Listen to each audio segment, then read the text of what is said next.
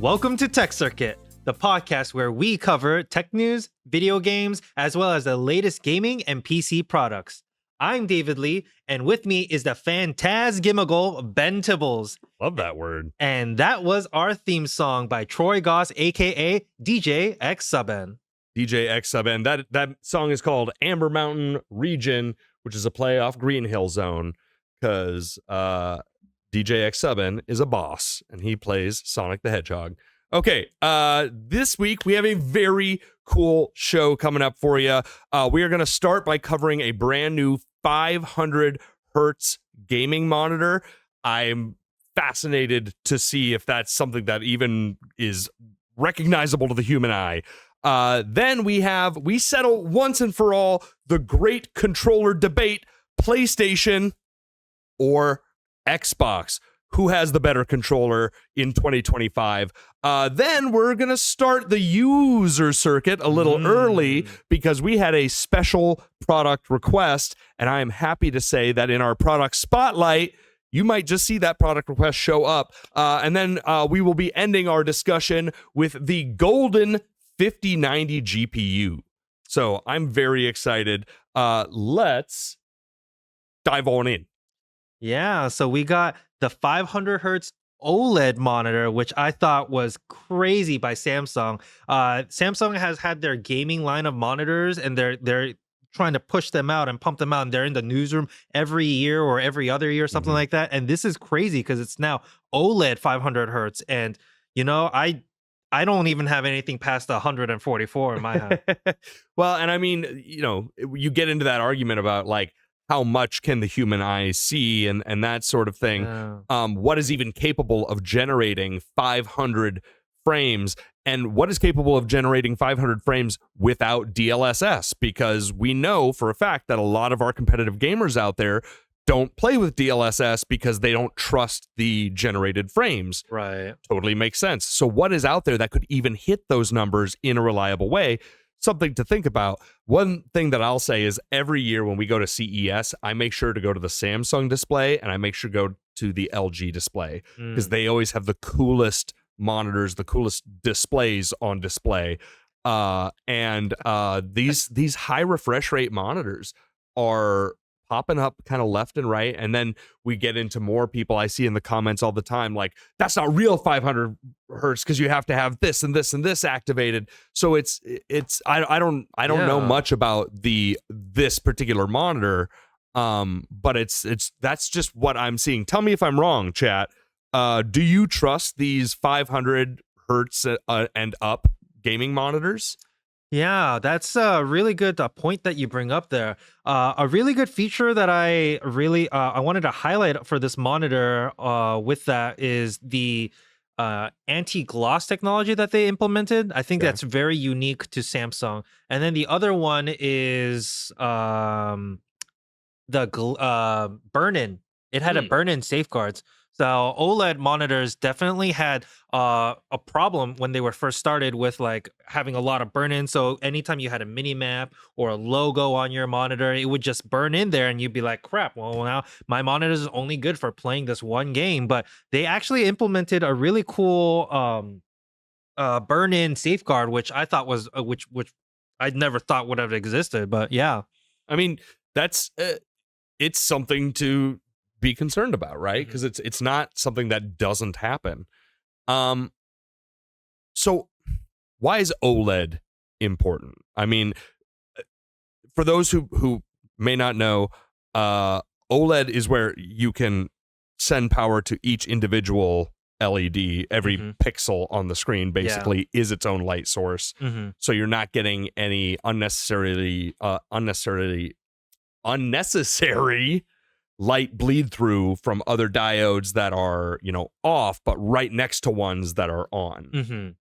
Yeah, that's when you get like almost infinite contrast ratio of like 1,000,000 to 1 or 3,000,000 to 1. That's what he's talking about right there, where you can turn off each and every single pixel. And I think that contrast when you're watching like amazing content movies out there, it is gorgeous. Yeah. So OLED, for that reason, is incredible, and that's why this monitor is amazing, because it's, I think, the first OLED monitor to have 500 refresh rate for sure. Crazy. That's crazy. Well, let us know in the chat. Are you excited about these high refresh rate monitors? What do you think of OLED? Especially, what do you think of OLED versus QLED?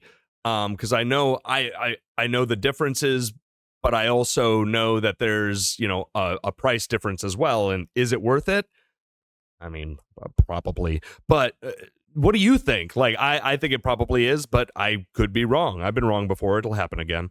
Or OLED, by the way, stands for organic light emitting diode, which does not mean that the monitor's alive. It just, I don't know why they call it that. Tell me in the chat, or correct me if I'm wrong, but I'm pretty sure that's right. Yeah, I think that's right. I wonder how they did come up with that name. All right, everybody, it's time. Now, I'm not gonna say immediately which side of the fence I fall on this, but I will point to my tattoo again, showing that, yeah, I'm PlayStation Nation, ride or die. But it's 2025. Both of these consoles are in their 4th and 5th generations, respectively.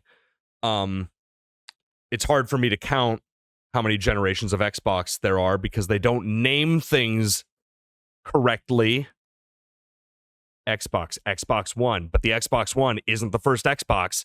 Nope. Then you go from Xbox One to Xbox 360. What happened to the other 359 Xboxes?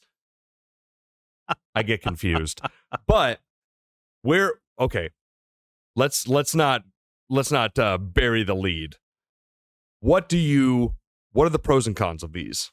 I remember the first time I held the PS5 controller, the DualSense, and I was playing Horizon Zero Dawn.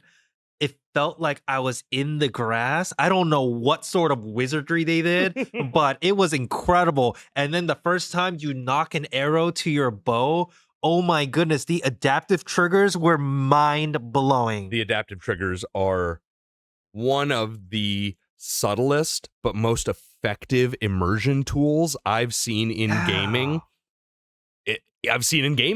I mean, it's on par with the Wiimote like interactivity. That was such a revelation. The simple thing of like playing God of War, when you're, you know, taking just a swing, that triggers pretty easy. But when you're chopping wood, when you're chopping down the trees, or you're doing like the final hit in a combo, you have to crank that trigger down, and it feels very satisfying. Right. And like the same thing you were saying with Horizon Zero Dawn, that little extra just hint of immersion, you know, paired with the incredible haptic feedback that is not only like nuanced, but also like really crafted. Like it can, like you were saying, you could feel walking through the grass. How can you feel walking through the grass with your hands? But they did it. And then paired with the little speaker on there, it's just another way that the controller isn't just your point of contact with the game. It's another level of immersion with the game. And I think that is so cool. That is cool. But you know what is cool? Having your controllers supported on Steam. Yeah. I know what I was going to, that's exactly where I was going to say is like, yeah. So like, I think PlayStation wins the experience. Yes, right? Like absolutely. For a piece of engineering, for a piece of like game technology, the PlayStation controller is incredible. It is a revelation in console gaming. It would be great if I could take that revelation in console gaming and connect it to my laptop so I could play Fallout. But I can't. Or if I can, I've got to jump through a whole bunch of hoops, and half the features that make it incredible won't work anyway. So, and I'll say this, comfort in the hands. Who do you think has it in 2025? Ooh, good question. Both have been refined so well, you know, but I think I got to give the prize to Xbox. You do too. Yeah. And I'm a PlayStation guy, and if we were talking about anything like PlayStation 3, Xbox 360 back. I would maybe give it to PlayStation. Definitely in the first and second gen of Xbox. But the Xbox controllers, I think, have gotten more comfortable and more user-friendly with each generation. Those first ones were redonkulous. Yep. The size of the your hands just couldn't quite fit. Yep. The only controller I can think of that's on par with as bad of a controller as that is the Dreamcast controller. And I loved the Dreamcast, but it was a bad designed controller. So PlayStation always had the edge, and I believe that this is the best, most refined comfort that the PlayStation's ever had. However, I think the Xbox got it. Like it's the right weight, it's the right like size, it's the button positions all feel very natural. And when you start getting into things like the Pro Elite 2, the customizable Xbox controllers, it's game over.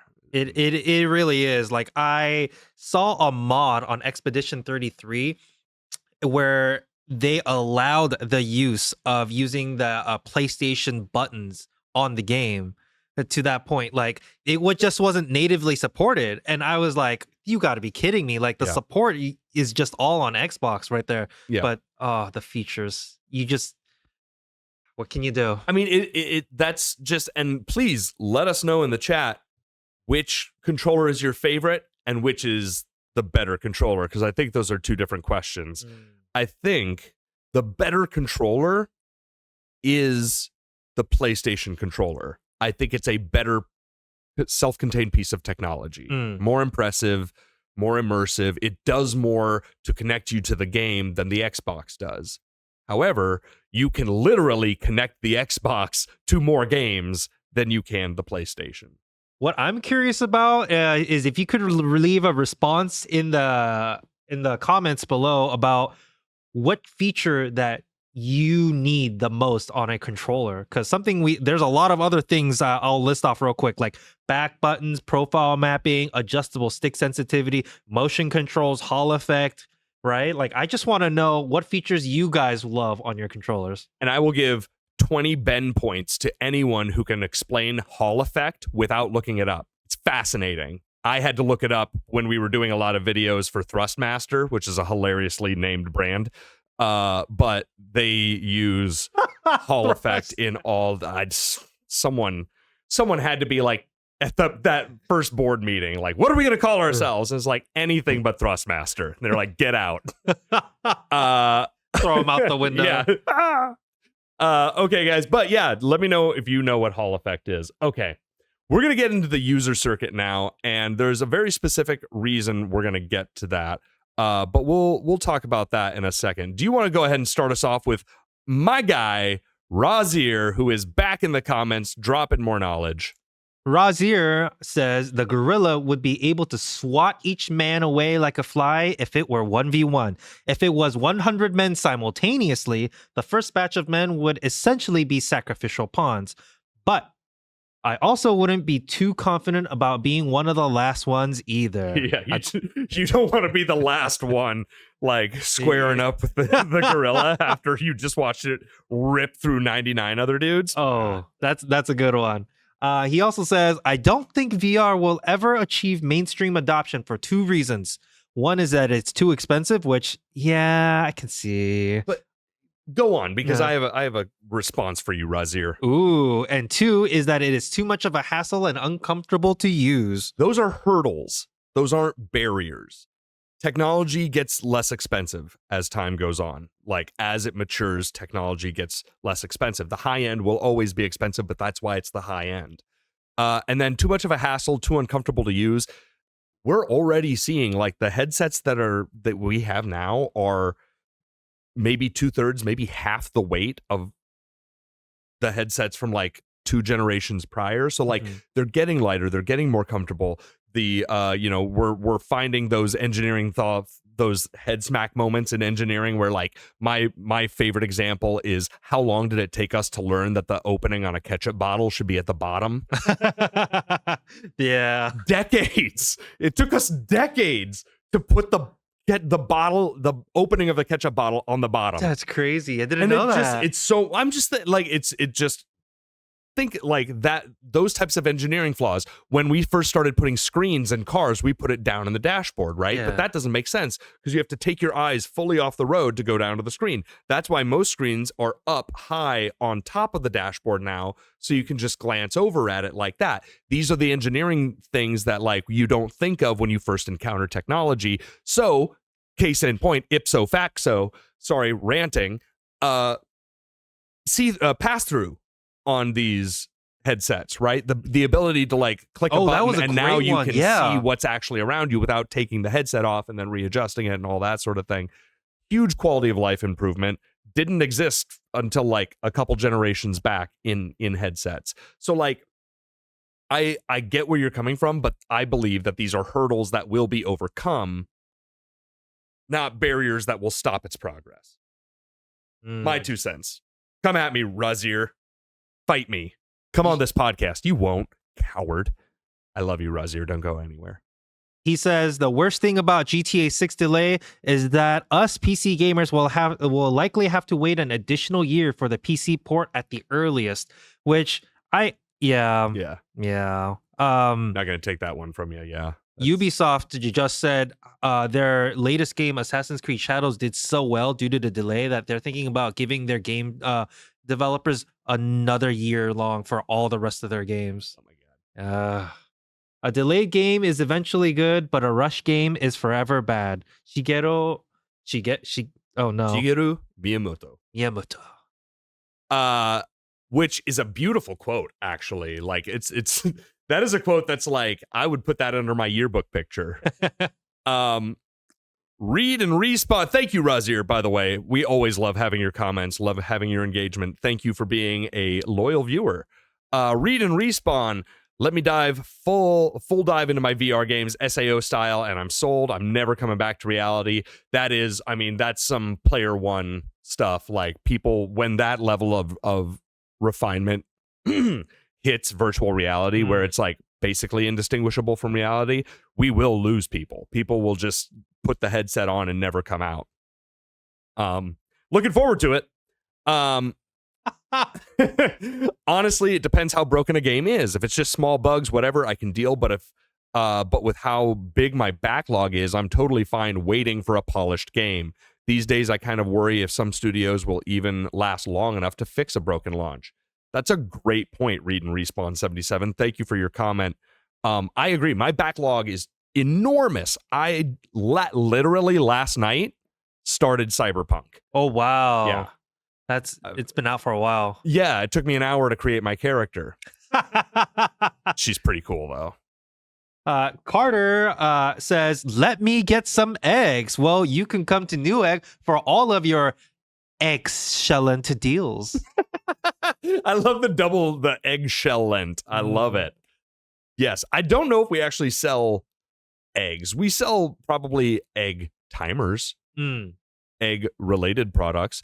BCG Nachos is back in the chat. If the men don't have weapons, then I would choose the gorilla to win, and I don't think you'll find anyone who would argue with that. All right, Trogo 5858. That's DJ X sub N to you. Hello. Says Tarzan, dude has been dealing with apes all his life and has always been weaker but faster and more agile. 100 apes is a steep hill. He just discouraged the attack. Using diplomacy. I like it. And Gundam Supernova Heavy Arms is his Gundam of choice. I mean, that's another Gundam Wing Gundam, but it's a cool one. Every company should be allowed to have one teaser when 85% complete and assured of a launch date. No more beta promises that never deliver. No more the day before. No more Concords. Ooh. No more Dia Katanas. No more E.T. the Extraterrestrials, if you catch my drift. Stop giving this industry I love a worse name. If indie groups with 3-person teams and 400th the budget can launch an amazing experiences, AAA, you have no excuse. Woo! Called out. Strong words by DJ X sub N.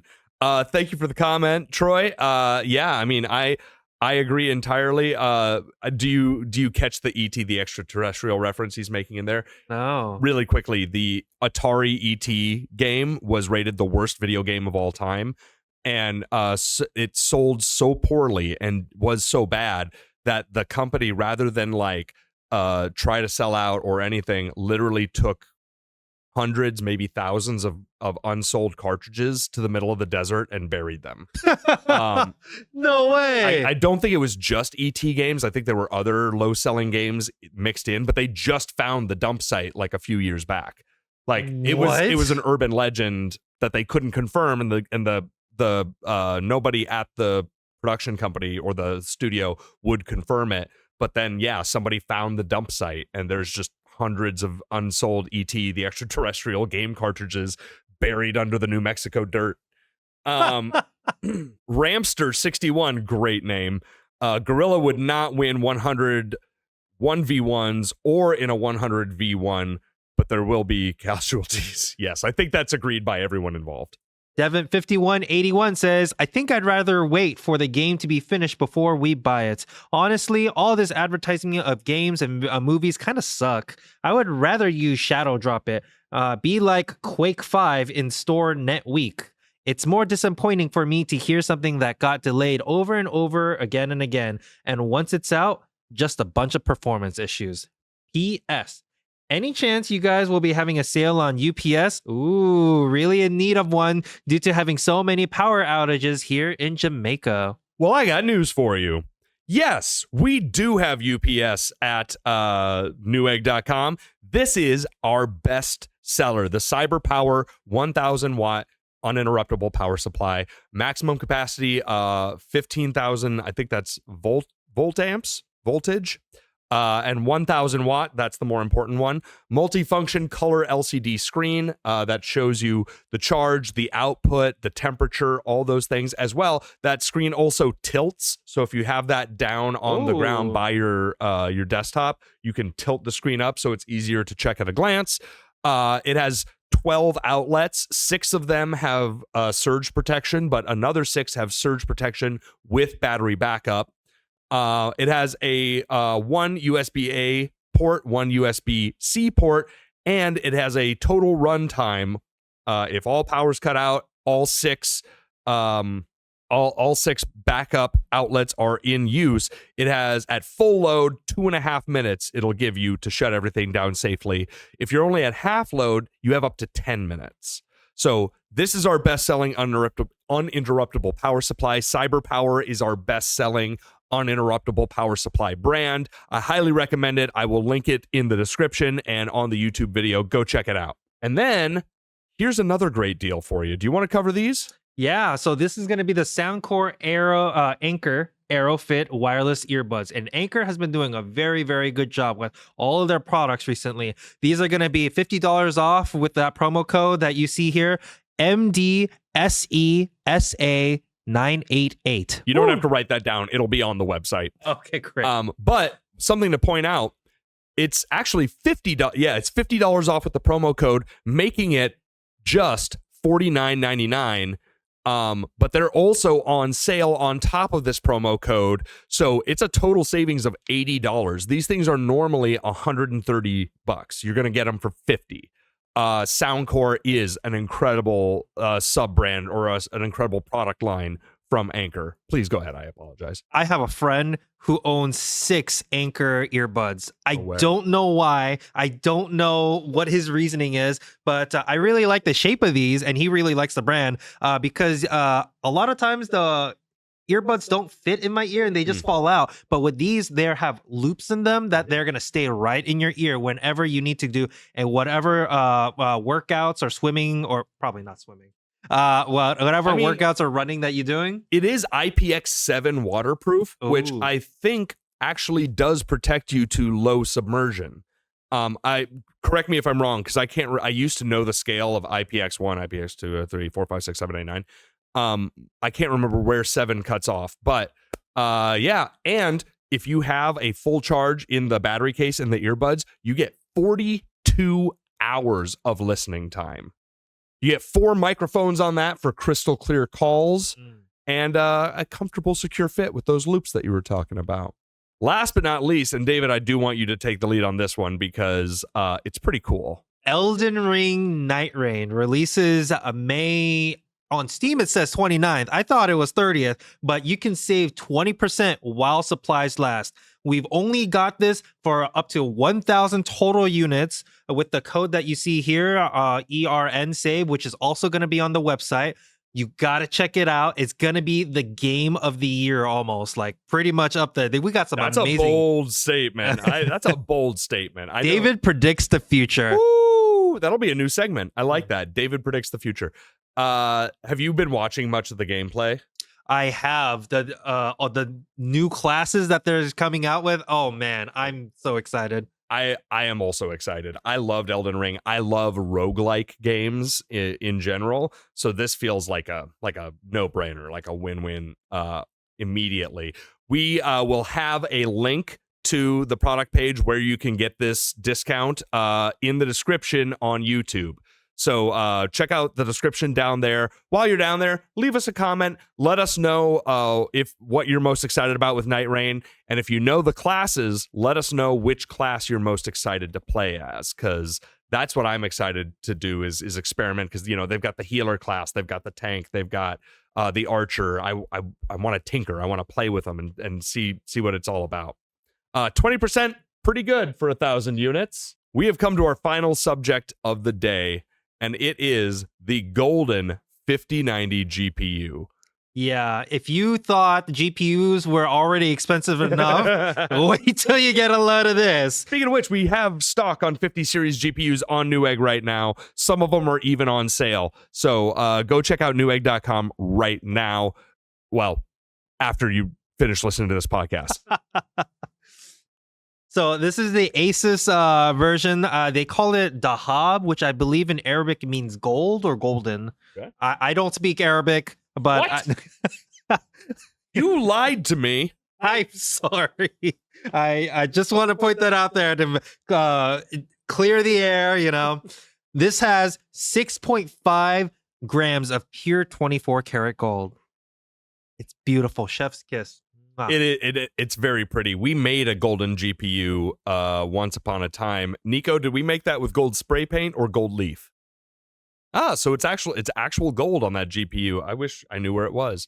So I think I didn't know this, but I think NVIDIA does this to some of their highest end graphics cards every generation. They auction. It's okay, Nico. It's all right. He needs it now. I'm sorry. They found I found out that they auctioned off like this custom made signed 4090 when the 4000 series launched. And this one is the 5090s. It's gold plated, and Jensen Huang actually signed one of the graphics cards to auction off for charity. Thank you very much for the California wildfires. Hey, thank you, Jensen. That means a lot to us here in SoCal. I mean, it's incredible. They're already like such like precious items, and then to have one that's even more so. And I think actually if we click, there's the signature by Jensen. I gotta say, last year, so Computex, by the time this airs, Computex will be happening. Make sure you're checking Newegg Studios on YouTube for all the Computex content we'll be generating. Check out all that content. This Thursday at 7 p.m. we are going to be having a live stream of the Newegg PC build competition Pros versus Rookies Challenge live from Taipei. And we will have 3 chances to win very cool prizes during that live stream. I can't tell you what the prizes are, I don't think, but one of them might rhyme with Schmifty Schmindy. Maybe. Possibly. Also, I will link this in the description as well. But right now, you can go to the landing page for that competition and bet on who you think is going to win. And if you vote for the correct team, you also have a chance to win something, although I don't know what that prize is. But the future will tell. The future will tell. Thursday, 7 p.m. Make sure you're watching on twitch.tv/Newegg for your chance to win. Be watching on Twitch, 7 p.m. this Thursday, the 22nd. Yes. All right. Everybody. Oh, one of the other things I was going to say, when I went to Computex last year, Jensen was walking around like, like Mick Jagger mixed with Jesus. I don't know. Like, people were freaking out. And it was so funny to watch because, like, the president of Taiwan was there the day before and no one cared. like, he was just walking around like, hello, hi. And everyone was like, oh, hi, president. But then Jensen came. You couldn't get within 50 yards of him. People were crowding. And he was just walking through, and every once in a while he'd see a NVIDIA GPU and something, and he'd go, oh. He'd just sign the PC, walk on. It was the coolest thing. I've never seen a cooler celebrity, I gotta be honest. That guy was farming some aura, right? It was, oh my God, he was the aura. One last little user circuit bit. These are our PCs of the week. Again, so far we've only been getting submissions through email, but that's fine because we've been getting submissions, although I didn't have many to choose from this week. So if you want your build featured on the show, please send us a picture to podcast@newegg.com. That's the best way to get those pictures to us. But this one comes to us courtesy of a user named Vapid Vesper. And I don't know why I love this build so much, but I really do. Like, I'm sure that's white lighting, but it somehow looks like a little dusty, a little dirty. I like the colors too. It's kind of like a not quite white. It's like a lime white. Is it a little green? There's like a tinge of something in there. I really like this build. Vapid Vesper, thank you so much for sending it in to us. One more. This is from Chassa, I believe is how you say that. Forgive me if I mispronounced it. Just another cool build. I love the kind of two-zone lighting where you've got like the tricolor up here, and then you've got a little more of a vaporwave thing happening down here. That MSI cooler is very cool, even on the ROG motherboard. Just a cool build, Chassa. Way to go. All right, everybody. That's our episode for another week. Thank you so much for joining us. Hey, let us know in the chat which of the controllers, PlayStation 5 or Xbox, that you think is the better controller. Let us know what you think of the golden GPU. Let us know what you're excited about for Nightreign. And don't forget, share this around, everybody, because there's only 1,000 of those copies, and you want your friends to get it so you can play with your friends, and you can all save 20%. All right. Remember to check out Newegg.com for the latest and greatest in PCs and all your tech needs. I'm David Lee. I'm Ben Tibbles. And this is Tech Circuit. See you around. See you around.